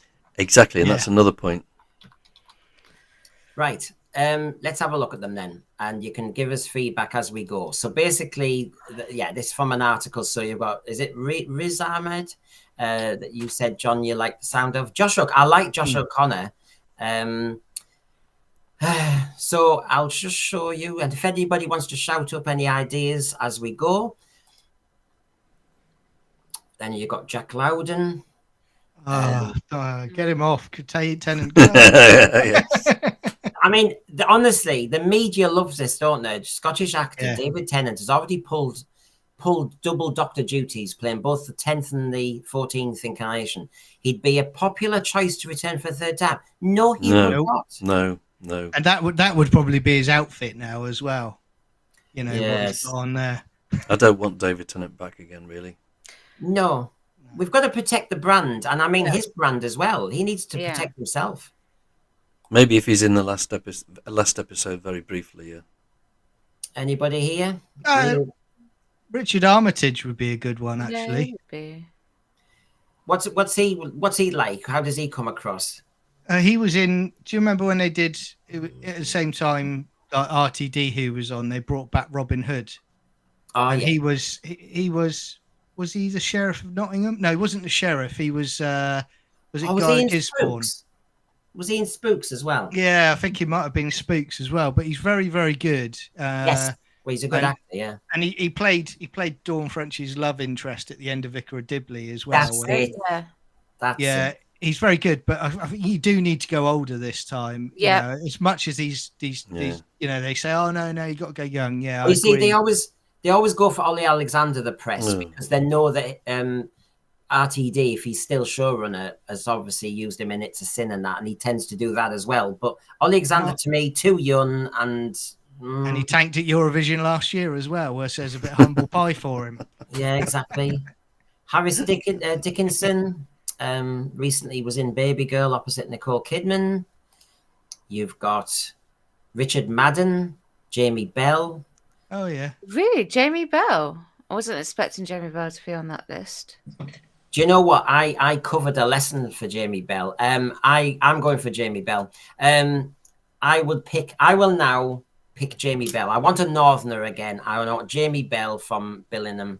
Number 2 looks more interesting, but Number 2. Mm. Oh God, yeah, that's a while ago. I'll come back to it in a minute. Richard Madden. I mean, he's been in various sins. And he was in The Bodyguard, wasn't he? Well, I remember all the women going mad about him in The Bodyguard. is Michael Sheen not on this list? No, I like this list. No, so you've got Will Poulter here. If you know him, I don't. Too young. Yeah, Callum Turner. Oh, I can see that, Callum Turner. Why? I don't know, just like visually. Like I don't perceive the Doctor to be like handsome like some of these people are. No, I want him to look a bit weird. Yeah. I mean, I'm and not Ginger, that we- Callum Turner looks weird, just to be clear. You're an actor. You look weird. You got the job. That's a bit insulting, isn't it? yeah. Jeremy, you It adds said it to the its other week. eccentric. Yeah, Sorry? like, we need a true eccentric back in the role again. Annie needs to be Ginger. I like somebody who would be like a benevolent uncle, someone who you can, you could, all the children could warm to, What about because that's Gerald what you Butler? want. Gerald Butler. Well, We gotta be I careful though if he know. works for the BBC. So. Yeah, that's all- true. it's all- This It's is all- Sparta as he comes So, out the TARDIS door. just as we get to there you go. We've given everybody just about 2 hours. Get yourself to the loo at 8 p.m. Straight on the line. After a build-up of 1 minute, you'll have the big debate with a big panel, a different panel. Who is to blame for the current malaise, mess, state of Doctor Who? Call it what you want. And my God, we go to town on that. I tell you what, that is a feisty one, and that'll keep you entertained. So don't go anywhere. You've got your season tickets booked. It's for a the double bill tonight. It's a double bill. Remember when I used to do them at the That's cinema? right. So, Yeah. we've got you locked in to your settee, and here we go. I tell you what, and I know what I'm saying. It's going to be I tell you what, it is a fiery debate. So Keep watching. Thanks, Rachel, for coming on. Thank you. We'll do our walkie on no doubt. And you're streaming like crazy, aren't we? Have you got Oh, seconds to just tell you about yours? Yeah, absolutely. Released Husbands of River Song today, where I pretty much bashed River Song. And then tomorrow, covering Rachel Zegler. Brilliant. Ryan, thank you for being on again, and we'll talk again. Thank you in Belfast. Thank you, John. You're going to be streaming at 9 on Sci-Fi Chronicles 79.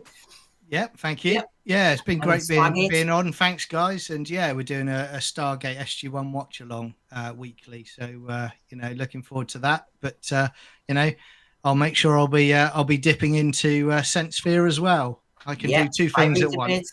And thank you, Jeremy. We're on again on Tuesday. That's And right. Ta-ta. everybody, bye for now. Bye. See ya. Bye.